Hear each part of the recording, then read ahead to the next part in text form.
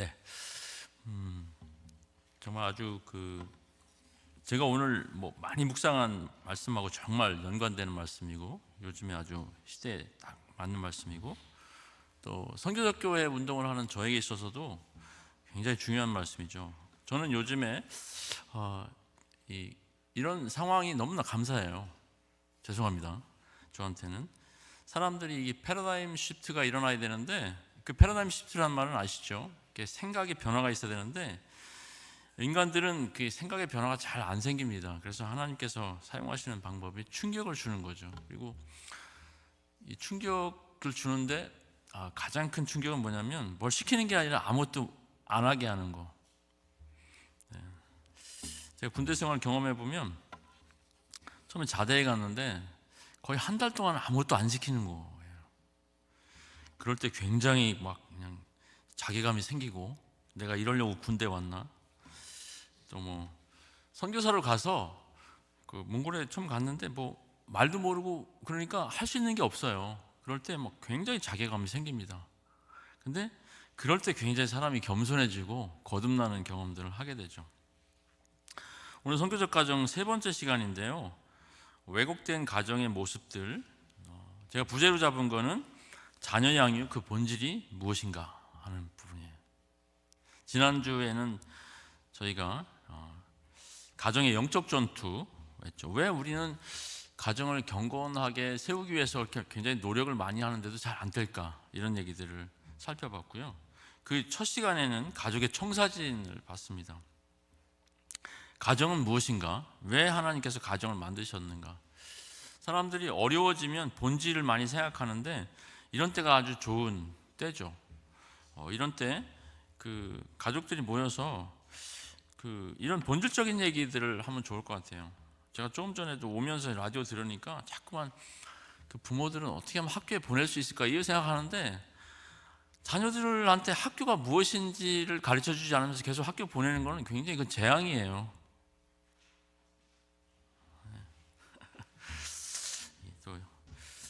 저는 학교가 필요 없다는 얘기를 하는 건 아니고요. 학교는 정말 중요한 데죠. 그렇지만 본질을 생각하지 않고 계속 뭔가를 하게 하는 것은 굉장히 위험한 거죠. 오늘 질문을 해볼 때 우리가 자녀 양육을 잘한다는 것은 무엇을 의미하는가? 그래서 방법적인 부분들을 생각하는데 그렇게 생각하려면 뭘 생각해야 되냐면 자녀가 누구인가를 생각해야 돼요. 자녀는 자녀이지 이거 모르는 사람이 어디 있어요. 근데 의외로 사람들은 자녀가 누군지 잘 몰라요. 그리고 우리가 이거에 대해서 성경적으로 깊게 생각하지 않으면 세상 사람들이 하는 그대로 하게 됩니다. 그리고 그보다 더 심하게 할 가능성이 높아요. 저는 어떤 생각을 하냐면 제가 삐딱한 생각을 많이 하는 사람인데 제가 미국에서 한인교회 다니는 아이들을 생각해 볼 때 그런 생각을 했어요. 교회 안 다니는 아이들이 훨씬 행복하겠다. 왜냐하면 일관성 있게 자라잖아요. 가정에서도 세속적으로 가르쳐, 학교 가면 세속적으로 또 배워. 그래서 세속적으로 살아요. 그럼 일관된 삶을 살잖아요. 미국 교육은 페어니스가 핵심이거든요. 이게 공평한가 그거예요. 근데 교회 다니는 자녀들은 부모들한테는 굉장히 경건함에 대해서 얘기를 듣는데 학교는 또 다르잖아요. 세속적이고. 그리고 문제는 뭐냐면 경건함에 대해서 이야기하는 부모들이 경건하게 살지 않는다는 게 아이들의 고통입니다. 그래서 대학을 가면 이제 주로 타주를 가죠. 그러면 교회를 안 나가게 되죠. 그래서 거의 80~90% 아이들은 교회를 떠난다고 하는데 이게 우리가 자녀 양육에 대해서 생각할 때 자녀가 누구인가 하는 부분들은 굉장히 중요해요. 예를 들면 여러분들도 경험하셨겠지만 자녀들 양육할 때 위기가 찾아오는데 그건 뭐냐면 애가 13살이 되는 순간입니다. 12살까지는 멀쩡했던 애가 13살이 되면 이상해져요. 이게 13이라는 숫자가 안 좋은 것 같아요. 그게 이제 티네이저가 시작되는 13부터 12에서 13, 14에서 19까지가 이제 그게 티네이저, 우린 사춘기라고 하잖아요. 그래서 우리는 중2병이다 그러는데 그 병 아니에요. 여러분들도 다 경험한 건데 청소년기의 핵심은 뭐냐면 자기의 정체성을 찾아가려고 하는데 문제는 그 정체성이 자기가 찾을 수 없다는 거예요. 관계에서 오는데 거기에 핵심을 쥐고 있는 사람이 누구냐면 아버지예요. 근데 문제는 뭐냐면 아버지들이 자기가 누군지 잘 모른다는 거예요. 그냥 애를 위해서 뭔가 열심히 해주면 된다고 생각을 합니다. 그러니까 관계는, 정체성은 관계에서 오는 건데 아빠들이 자녀들하고, 사춘기의 자녀들하고 관계 형성을 못하기 때문에 아이들이 누군지를 모르는 거예요. 근데 사실은 사춘기가 돼서 관계 형성을 못하는 게 아니라 그 전부터 못해왔던 거예요. 근데 그게 훨씬 더 요구되는 건데, 그래서 아빠들은 또 억울하다고 하죠. 그럼 내가 너한테 못해준 게 뭐냐, 이렇게 나오는 거죠. 그럼 자녀들 해준 건 뭔데? 이렇게 나오죠. 그러면 뭐 거기서 이제 전쟁이 일어나는 거죠. 정체성은 관계에서 생기는데요, 우리가 사람인 것을 아는 이유는 뭐냐면 하나님이 우리의 아버지이기 때문에 그래요. 그래서 그 하나님께서 우리를 사람으로 만드셨고 하나님의 자녀로 삼아주셨기 때문에 우리가 사람인 걸 알게 되죠. 또 우리를 부모로 세워주셨기 때문에 부모인 걸 알게 되는 거죠. 돌아온 탕자에 비유해 보면 그 돌아온 탕자가 사실은 성경 전체 얘기를 아주 함축적으로 담아 있다고 저는 생각하는데, 거기도 보면 그 정체성에 대한 이야기예요. 아들이 집을 나가는 이유, 둘째 아들이 집을 나간 이유는 자기가 누군지 모르는 거예요. 자기 아버지가 누군지 모르고 그걸 고생 진탕하고 아버지를 생각하잖아요. 첫째 아들은 집에 있었는데 똑같아요. 자기 아버지가 누군지를 모르는 거죠. 그러니까 자기가 누군지 모르는 거예요. 그래서 이 정체성에 관한 얘기는 굉장히 우리 주변에 있는 건데, 우리 안에 있는 건데 의외로 그 정체성을 얻기가 굉장히 어렵습니다. 오늘 얘기를 이제 두 가지를 할 건데요. 하나가 이제 그 자녀는 누구인가 하는 이런 부분이고, 그 다음에 이제 그 정체성이 나오면 저는 이제 오늘 청지기 부모, 자녀 양육이 청지기 부모로서의 양육, 그 두 가지를 이야기하려고 하는데요. 먼저 이제 자녀는 누구인가 하는 얘기를 한 두 가지 정도로 나눠보려고 하는데, 그 창세기 4장에 보면 그런 말씀이 나오죠. 아담이 그의 아내 하와와 동침함에 하와가 임신하여 가인을 낳고 이르되 내가 여호와로 말미암아 득남하였다. 굉장히 중요한 말씀이 여기에 있습니다. 우리가 자녀를 이해할 때 먼저 생각해야 되는 건 뭐냐면 자녀는 부모의 형상으로 만들어진다는 거예요. 그래서 우리는 뭐 그런 얘기 하죠. 모전여전, 부전자전. 그래서 유리할 때는 얘가 날 닮아서 그래. 그리고 불리할 때는 얘가 누구 닮아서 그래. 야, 그거 정말 자기를 부인하는 얘기 아니에요? 그 창세기 5장 1절에 보면, 5장 3절에 보면 그 말씀이 나옵니다. 아담은 130세에 자기의 모양 곧 자기의 형상과 같은 아들을 낳아 이름을 셋이라 하였고, 우리가 자녀 양육이 즐겁기도 하고 힘들기도 하고 고통스러운 이유는 뭐냐면 자녀들이 그 부모의 형상을 담는다는 거예요. 저도 생각해 봤어요. 왜 그 부모들은 자녀가 이렇게 중요할까 생각해 보면, 이 세상에 자기의 모습을 닮은 사람이 또 있어요, 존재가. 그것은 우리를 굉장히 기쁘게 해주는 겁니다, 그 자체로. 여러분들 그 손주들도 보면 이 세상에 자기의 형상을 닮은 아이가 또 재생산 2대에 걸쳐서, 그건 뭐 사람을 너무 기쁘게 하는 거죠. 저는 그런 경험을 하면서 하나님께서 이래서 사람을 만드셨구나, 이래서 사람을 하나님의 형상으로 만드셨구나, 이런 부분들을 더 이해할 수 있었는데요. 근데 사람이 하나님의 형상으로 만들어졌고 또 자녀들이 그 부모의 형상으로 인격으로 만들어졌다고 하는 부분에는 이게 부정적인 부분도 있고 긍정적인 부분도 있어요. 뭐 긍정적인 부분들은 제가 좀 전에 말씀드렸는데, 부정적인 부분들은 뭐냐면 그 부모의 죄가 자녀들에게 그대로 전가된다는 거예요. 오늘도 그 스토리의 핵심은 가인이 그 형제 동생인 아벨을 죽이는데 그 죄를 누가 가르쳤냐는 거예요. 학교에서 가르쳤나? 우리는 보통 이제 자녀들이 나쁜 짓을 하면 나쁜 친구를 사귀었다, 그렇게 얘기하죠. 그래서 추적해보면 질병관리본부에서 추적해보니까 얘는 외계인과 접촉한 거야, ET하고. 아니에요, 그 부모에게서 오는 거죠. 사실은 자녀들의 문제, 지금 학교의 모든 문제는 부모들의 문제입니다. 뭐 학교 폭력이라는 문제, 왕따라는 문제, 왕따를 시키는 아이들, 왕따를 당하는 아이들 다 부모들의 문제입니다. 부모들하고 이 긍정적인 관계를 형성하지 못하니까 다른 데서, 이상한 데서, 왜곡되는 데서 찾는 거죠. 우리가 자녀들을 하나님의 형상으로 보지 않으면, 자녀들을 인격으로 보지 않으면 자녀를 수단으로 보게 됩니다. 근데 자녀들은 부모들이 그런 정욕을 만족시킬 수 있는 가장 확실한 수단이에요. 이 세상에서 부모가 완전히 자기가 통제하면서 자기 뜻대로 할 수 있는 가장 유일한 사람이 자기 자녀예요. 심각하죠. 여러분들이 뭐 드라마나 이런 것들 보시면 다 그런 갈등에 나옵니다. 그래서 자녀 양육은 자녀들에 관한 것이지만 사실은 부모들에 관한 것이에요.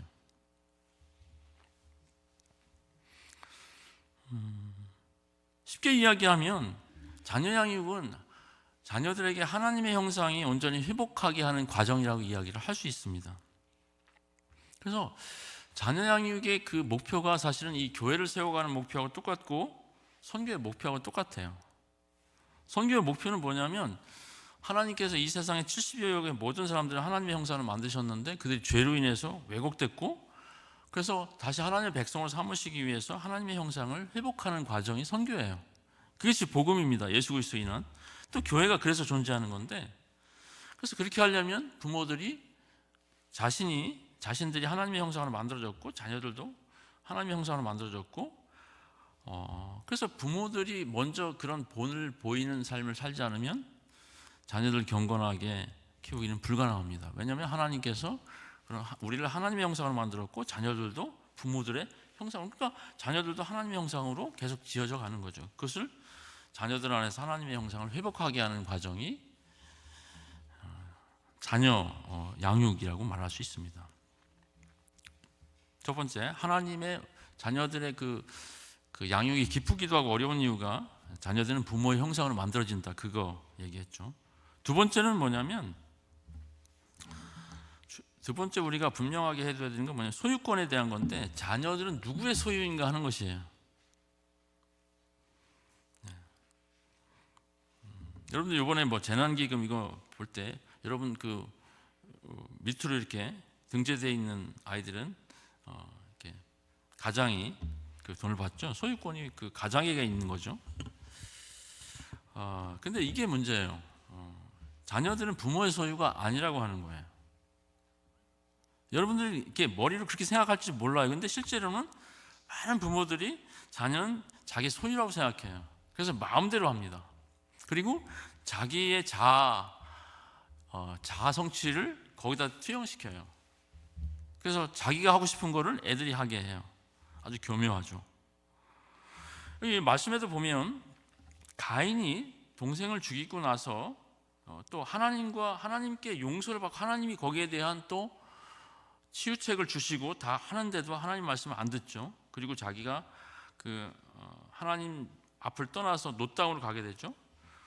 그리고 거기서 만드는 게 성이에요. 왜 성을 쌓았겠어요?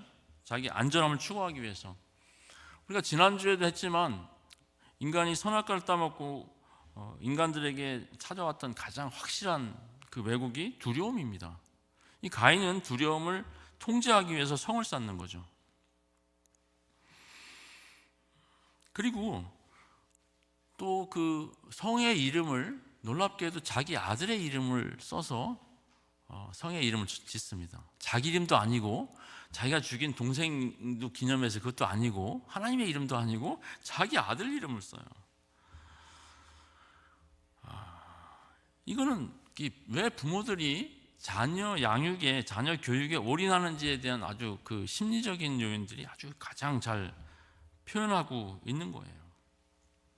부모들이 자신의 삶들을 자녀 양육에 올인하는 이유가 자녀들이 자기 소유의 핵심이라고 생각하기 때문에 그렇습니다. 그리고 자기들의 미래라고 생각하기 때문에 그렇습니다. 그렇게 생각하는데 우리가 자녀들을 경건하게 양육할 수 있겠습니까? 여러분, 우리의 모델이 앞으로 나오겠지만 아브라함인데요. 아브라함 스토리에서 하이라이트는 우리가 알고 있는 것처럼 하나님께서 100세에 얻은 아들 이삭을 바치라고 하는 거죠. 왜 하나님은 바치라고 하셨을까요? 하나님께 뭔가 필요한 게 있어서? 오늘 아까 황 목사님도 재물에 대해서 이야기했고 제사에 대해서 이야기했고 여기서도 오늘 재물에 대한 이야기가 나오는데, 하나님은 재물이 필요한 분이 아니에요. 하나님은 그냥 우리하고 교제하기를 원하시는 분이지, 하나님은 뭐가 더 필요한 분이 아니에요. 우리가 바치는 재물도 다 하나님 만드신 거예요. 그거 다 하나님 거예요. 우리 건데 하나님께 드리는 게 아니에요. 우리가 여기서도 그 아담과 하와가 고백하는 것이 무엇이냐면, 내가 여호와로 말미암아 등남하였다 하는 것은 그냥 등남했는데 아들을 낳았는데 그냥 그걸 하나님이 도와주셨다 이 정도가 아니에요. 그 소유권이 하나님께 있다는 그 고백이죠.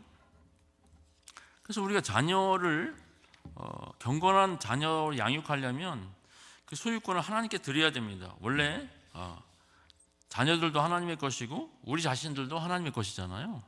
그래서 우리는 자녀를 양육하는 데 있어서 자녀들이 우리 소유가 아니다라는 것을 확실하게 여러분들이 선포하시면 좋겠어요. 이미 선포하신 분들은 오늘 재계약을 다시 하시고 그게 계속 연장돼야 되거든요. 그리고 아직 안 하신 분들은 오늘 집에 가셔서 그 계약을 쓰세요. 그래야지 여러분들과 자녀들 사이에 평안이 임합니다. 샬롬. 네. 그러면 우리 자녀들이 하나님의 소유인데 그러면 결국에는 우리가 이제 자녀들을 양육한다고 하는 게 청지기 양육이잖아요. 사실 이건 뭐 여러분들이 이미 많이 들으셨는 이야기인데, 우리가 그리스도인으로서 산다고 하는 것은 결국 청지기적인 삶인데, 자녀 양육도 똑같아요. 직장 생활도 똑같습니다. 우리는 우리의 소유로 자녀를 양육하는 게 아니라 청지기로서 하나님을 대신해서 그 양육하는 청지기 부모입니다. 그러면 그 청지기 부모로서 자녀를 양육한다고 하는 것들이 어떤 것인가 한 세 가지 정도를 살펴보려고 합니다. 첫 번째로는 일과 예배에 관한 것인데요. 오늘 황성수 목사님께서 좀 미리 말씀해 주셔서 너무 감사한데요. 여기 가인과 아벨의 스토리에 보면 예배에 대해서 굉장히 중요한 이야기가 나옵니다. 가인하고 아벨하고 다 하나님께 제물을 드렸죠. 이것이 이제 제사, 우리가 말하는 예배를 이야기하는데, 그거에 대해서 창세기 저자 모세라고 우리가 믿고 있는데 어떻게 기록하냐면, 하나님께서 아벨과 그의 제물은 받으셨지만 가인과 그의 제물은 받지 않으셨다 이거예요. 여기서 우리가 굉장히 중요하게 생각해야 되는 그 내용은 뭐냐면, 하나님께서 이 가인하고 아벨하고 제물 드렸는데 그냥 제물만 안 받으신 게 아니라 받으면 그 사람까지 받고 안 받으면 그 사람까지 안 받았다. 이건 굉장히 우리도 쓰는 용어죠. 우리는 어떤 사람이 이렇게 마음에 안 드는 사람이 있어, 화가 많이 났는데 선물을 가져왔어. 그러면 용서해 주려면 그 선물을 받으면 그 사람까지 용서해 주는 건데, 지워 그러면 이제 그 사람까지 이제 내치는 거죠. 똑같습니다. 지금 우리 자녀들 상황에서 생각해 보면 자녀들도 우리처럼 매주마다 와서 예배를 드리고 하는데, 자녀들의 그 일상생활도 하나님께서 받으심직한 것인가 하는 것이에요. 여기서 이 예배의 문제는 뭐냐면 제물의 종류의 문제는 아닙니다. 그러니까 가인은 농업을 했던 농사꾼이었기 때문에 그 소재, 농산물로 이렇게 예배를 드렸고 제물로 드렸고, 또 아벨은 목축하는 사람이었기 때문에 그 양의 그 기름으로 이렇게 드렸는데, 이게 제물의 종류 때문에 하나님이 안 받으신 게 아니에요. 그리고 실제로 레위기에 보면 소재도 있어요, 제물 중에서. 그래서 이 제물의 문제는 아니에요.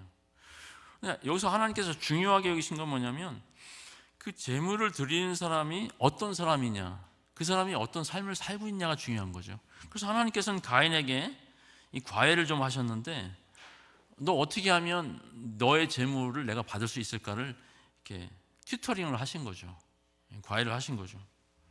그래서 너는 그 죄의 문제, 네가 평소에 하는 그 악행의 문제야. 그러니까 그 악행을 네가 다스려, 이렇게 이야기를 하신 거죠.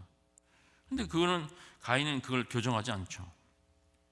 그래서 결국엔 자기가 하나님께 너무 화난 것을 그 동생에게 표현하죠.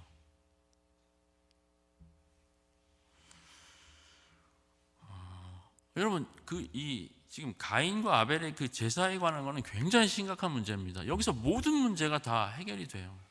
여러분들 자녀들이 공부하는 것이 자녀들이 하나님께 예배하는 것과 어떤 상관이 있다고 생각하십니까? 그것은 예배하고 상관이 없다고 생각하십니까? 아니면은 뭐 여러분들의 남편이나 자녀들이 직장 생활을 하는데 직장 생활은 예배하고 어떤 상관이 있다고 생각을 하십니까? 그것에 대해서는 이미 아까 황석수 목사님 아주 자세하게 아모스 선지서를 통해서 말씀하셨는데, 이것은 거기뿐만 아니라 성경 전체에 하는 얘기예요. 그래서 레위기나 이런 데도 보면 그 예전으로서의 예배 방식이 있고 또 하나가 이 삶으로서의 예배 방식이 있습니다. 그래서 굉장히 자세하게 뭐 예를 들어서 안식일에 그 옆집 사람의 그 나귀가 빠졌으면 구해준다, 이런 것들이 다 예배에 관한 것이에요. 뭐 일을 어떻게 해야 되는지 이런 것들이 다 생활 예배예요.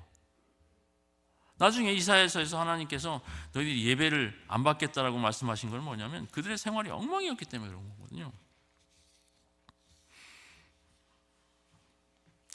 그러니까 이게 우리는 보통 자녀들에게 있어서 학교 이제 학년기에 있는 부모들은 좋은 학교를 가면 된다라고 하는 그 거의 절대적이죠. 그리고 또 좋은 직장 들어가면 된다, 또 좋은 사람 만나서 결혼하면 된다, 이런 것들이 사실은 거의 우리 자녀들로 하여금 예배자로 서지 못하게 하는 그런 가르침일 가능성이 높습니다.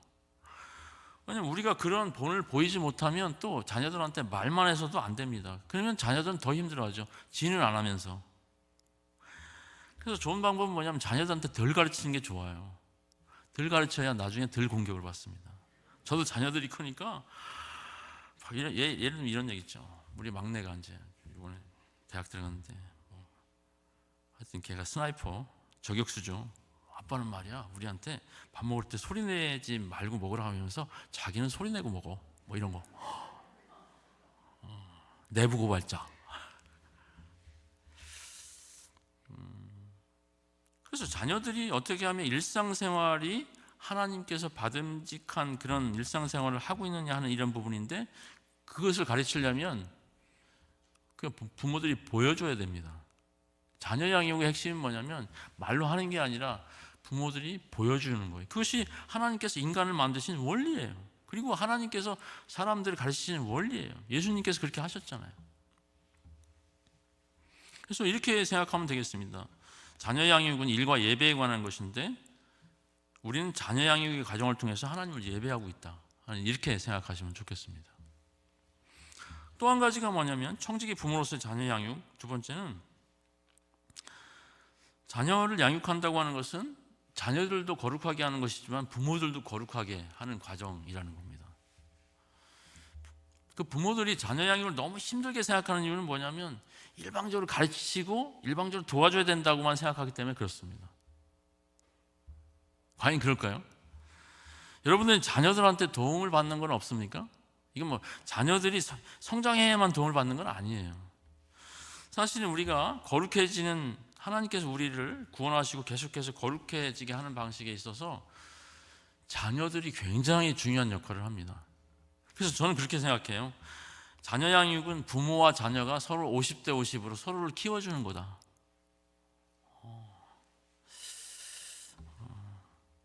여러분들은 자녀들한테 배우는 게 있으세요?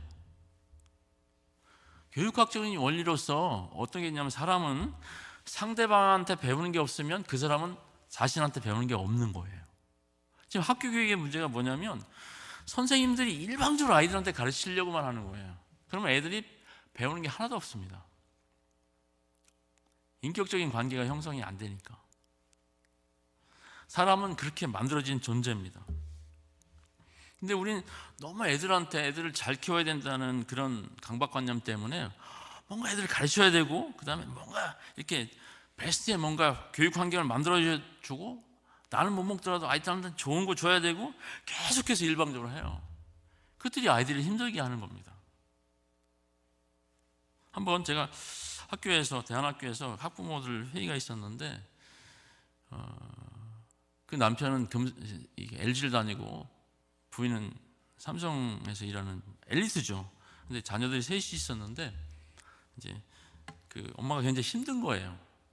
이제 자녀들 양육도 하면서 직장 다니는 게. 그래서 애들한테 나 정말 이게 두 가지 하기가 너무 힘들으니까 막내 아들이 그러면 그만둬 직장을, 그렇게 얘기했대요. 그러니까 이제 철모르고 하는 얘기라고 생각해서 그 얘기를 하는데, 제가 뭐라고 얘기했냐면, 부모들은 자녀들을 위해서 굉장히 베스트의 것을 주려고 노력을 하지만 자녀들이 필요로 하는 것, 자녀들이 원하는 것은 다를 수 있습니다. 그렇게 이야기를 했죠. 성경에서는 사실은 부모로서 자녀들 양육하는 것이 그렇게 막 고통스럽게, 이런 것들을 하나님께서 우리에게 맡겨주실 리가 없습니다. 물론 자녀들 양육하는 게 어려운 건 사실이에요. 그렇지만 그것을 통해서 하나님께서 우리가 복을 누리고 하나님의 은혜를 누리게 하는 이런 부분들이 생긴다면 그 원리가 있는데, 그 원리는 뭐냐면 서로가 서로를 키워주고 서로를 거룩하게 한다는 거예요. 여러분들은 이 가인과 아벨의 사건을 통해서 아담과 하와가 무엇을 배웠을 거라고 생각을 합니까? 자기의 큰아들이 자기 작은아들 죽였을 때, 그때 아담과 하와는 자기들 안에 있는 죄, 선악과를 따먹고 하나님 앞에 그 범죄한 죄를 생각하지 않겠습니까? 그래서 여러분들이 좀 이렇게 마음을 약간 이런 사태에서도 좀 내려놓고 애들한테 무조건 학교 가라고 하지 말고 서로에게 있어서 배울 것이 무엇인가 하는 이런 부분들을 나누면 자녀들도 굉장히 편안해하고 훨씬 더 여러분들에게 많이 기여합니다. 그것이 전략일 수도 있지만 어쨌든 서로 이렇게 커가는 거죠. 그러면 훨씬 더 건강한 가정을 만들 수 있다는 거예요. 그리고 또 생각해 보세요. 자녀들 양육을 통해서 부부가 자녀들 양육 때문에 싸우는가, 이게 더 갈등이 생기는가, 아니면 자녀 양육 때문에 더 친밀해지고 있는가? 물론 뭐 자녀 양육을 하는데 갈등이 없을 수는 없어요. 그리고 그것 때문에 안 싸울 수도 없어요. 왜냐하면 부부가 다 자녀 양육에 대한 전제가 다르기 때문에, 가치관이 다르기 때문에 싸울 수는 있어요. 근데 그래서 동의해야 됩니다. 합의해야 돼요. 그러면서 더 그 과정에, 합의하는 과정에서 부부가 친밀해집니다. 그리고 서로에게 대해서 더 많이 알게 되고, 아이들이 굉장히 안정을 찾는 건 뭐냐면 자기들한테 엄마 아빠가 뭘 잘해줘서가 아니라 엄마 아빠가 사랑할 때 아이들은 굉장히 안정감을 얻게 돼요. 그게 자녀들한테 줄 수 있는 베스트의 선물입니다. 그래서 두 번째 제가 말씀드리는 것은, 청지기 부모로서 자녀들을 양육한다고 하는 것은 자녀들도 성숙하고 거룩해지는 거지만 서로가 그 과정을 통해서 성숙해가고 거룩해지는 그런 과정이다라고 말씀드릴 수 있습니다. 그럼 세 번째는 좀 이 자녀 양육에 대해서 이제 공동체에 관한 건데요. 그러면 이 우리 가정이 열심히 노력하면 되느냐? 뭐 되는 부분도 있어요. 근데 안 되는 부분도 많아요. 이런 얘기가 있습니다. 자녀들을 양육하려면 한 마을이 필요하다. 그러니까 아빠들이, 제가 이제 아빠들 아까 조금 문제 얘기했지만 아빠 혼자 노력해서 한계가 있어요. 자녀들한테는 좋은 삼촌들이 많이 있어야 돼요. 교회 공동체 그런 역할들을 하는데, 저희 아이들도 보면 맨날 그 청년들 모임 집에서 하고 그러니까 얘네들은 세상 사람들이 다 우리 집에 오는 그 이모 삼촌들처럼 다 착한 사람들인 줄 알아요. 그러면 사람들에 대해서 굉장히 긍정성을 갖습니다. 너무 그래서 저희가 좀 교육이 필요했는데, 자녀 양육이 혼자서 할 수 없습니다. 그래서 우리는 학교에도 보내는 거고 학원에도 보내는 거고 교회도 보내고, 교회뿐만 아니라 동네에도 굉장히 도움이 많이 돼요. 그리고 뭐 국가에서 운영하는 기관 시설이라든가 여러 가지가 자녀 양육에 굉장히 도움이 많이 됩니다.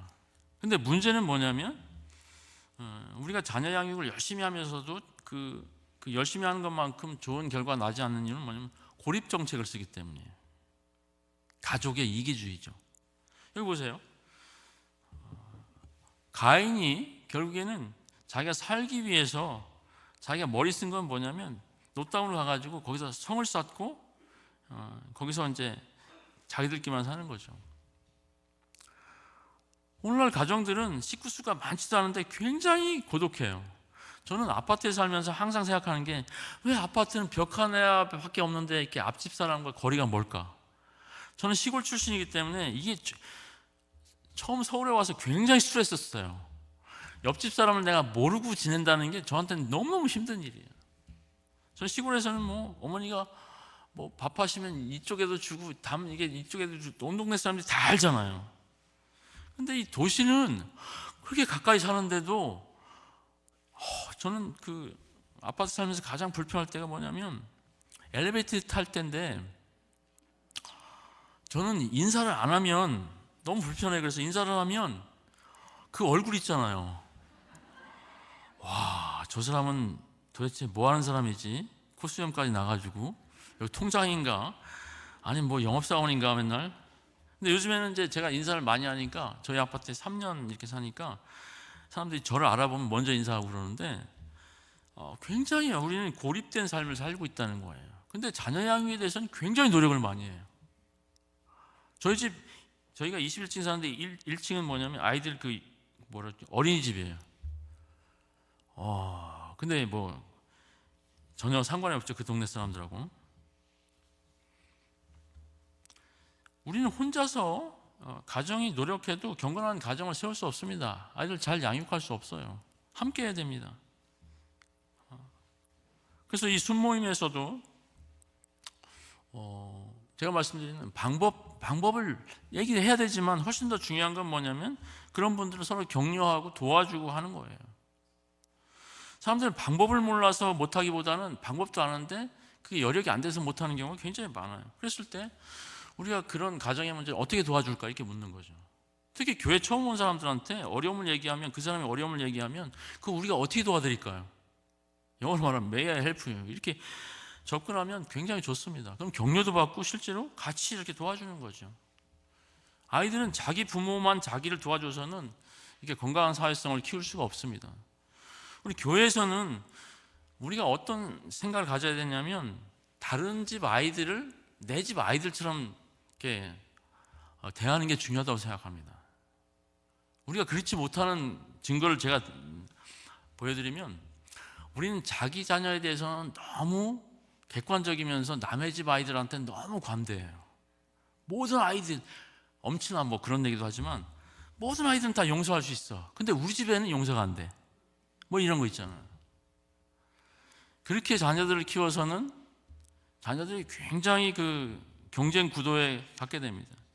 오늘 그 가인과 아벨 스토리에서도 핵심의 문제는 뭐냐면 자녀 양육하는 데 있어서 이미 이 세상이 경쟁으로 가득 차 있다는 거예요. 복음은 무엇이냐면 경쟁 구도에 있는 이런 세상의 그 질서를 서로 돕도록 만드는 게 복음이에요. 쉽게 말하면 너는 혼자가 아니야 이런 얘기 있잖아요. 우리는 같이 가는 거야 이런 거잖아요. 하나님께서 우리로 하여금 이렇게 가정을 주시고 그걸 우리가 혼자서 감당하도록 그렇게 하시지 않습니다. 이런 교회 공동체, 학교 공동체, 이웃 공동체, 뭐 예수 안 믿던 공동체라도 굉장히 우리 자녀들을 지금 양육하는 데 도움이 굉장히 많이 돼요. 근데 우리는 문제는 우리 아이만, 우리 가족만 잘 되면 된다. 그런 고립 정책이 우리를 어렵게 만드는 거예요. 그래서 제가 지난주에도 어떤 분이 우리 강의 뒤에서 제안하셨을 때, 질문하셨을 때 가정의 모습도 굉장히 다릅니다. 그리고 솔직히 말하면 온전한 가정은 없어요. 우리 집도 마찬가지예요. 제가 저희 집의 가정을 내보고 말하면 여러분들이 시험에 드니까 제가 절제하는데 이 세상에서 문제없는 가정은 없습니다. 그래서 다 우리가 해야 되는 건 뭐냐면 서로의 가정들을 서로 받는 거죠. 서로의 가정들을 격려하고 그게 교회 공동체예요. 그래서 제가 셀 모임이 순모임이 무지 중요하다고 하는 이유가 그겁니다. 여러분들이 이렇게 그 대그룹으로 모였을 때 굉장히 친밀함을 유지하려면 순모임에서 굉장히 친밀함이 유지돼야 되는데 그래서 거기서는 굉장히 많이 그 친밀함을 경험하게 되고 자녀 양육에 대해서도 또 가정에 대해서도 굉장히 거기서 나누고 서로 기도해주고 격려해주고 필요하면 돈도 서로 내주고 애들 밥도 같이 사주고 아마 여러분 이런 것들을 좀 적용해보면 좋겠어요. 이 순모임 중에서 한 가정이 좀 순모임이 주최를 해가지고 하여튼 어려움에 있는 가정이 있다거나 뭐 그런 꼭 어려움이 없어도 이렇게 돌아가면서 한 가정씩 이렇게 초대해서 밥 사주기, 뭐 애들 뭐 원하는 거 사주기, 아니면 놀아주기, 뭐 이런 것들을 해보면 좋을 것 같아요. 그러면 우리가 경험해 가야 되는 건 뭐냐면 이게 자녀 양육이 우리가 혼자서 해야 될 게 아니라 교회 공동체에서 함께 해야 되는구나, 이런 부분들을 생각해 보시면 좋겠습니다. 제 강의는 여기 정도 하고요. 여러분들이 아마 제가 드린 워크북을 읽으셨을 거기 때문에 이미 내용들은 잘 알고 계시다고 생각해서 제가 짧게 정리를 했고요. 오늘은 지난주까지는 그냥 이렇게 영상으로만 유튜브에서만 보셨는데 여기 지금 본당에 계신 분들도 꽤 있거든요. 그래서 여기 계신 분들도 질문하셔도 괜찮고, 혹시 지금 유튜브로 보시는 분들도 질문하셔도 좋겠습니다.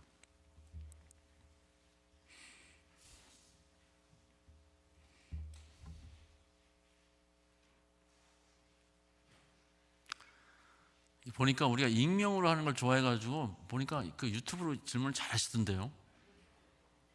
마스크 썼으니까 반은 익명이 되는 거예요.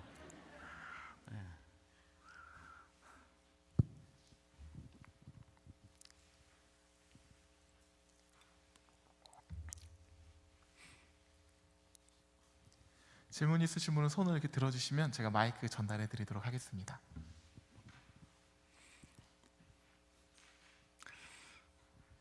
질문이 나올 때까지 제가 하나 질문에 대한 팁을 드리면,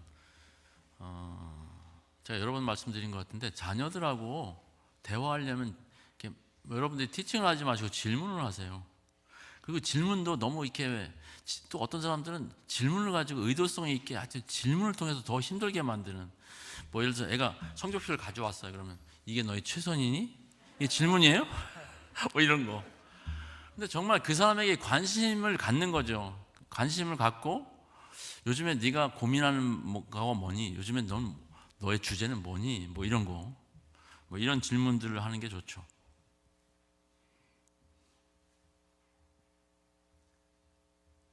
질문하시라고 그걸 드린 건데요.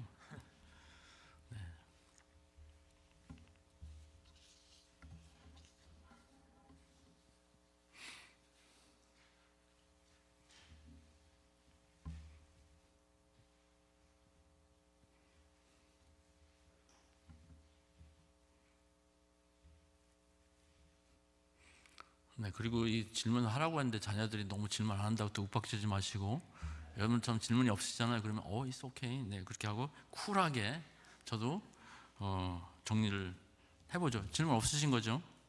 네, 3번 물어봐야 되나요? 아니죠? 네, 제가 워크북에 또 3가지 질문을 드렸는데요.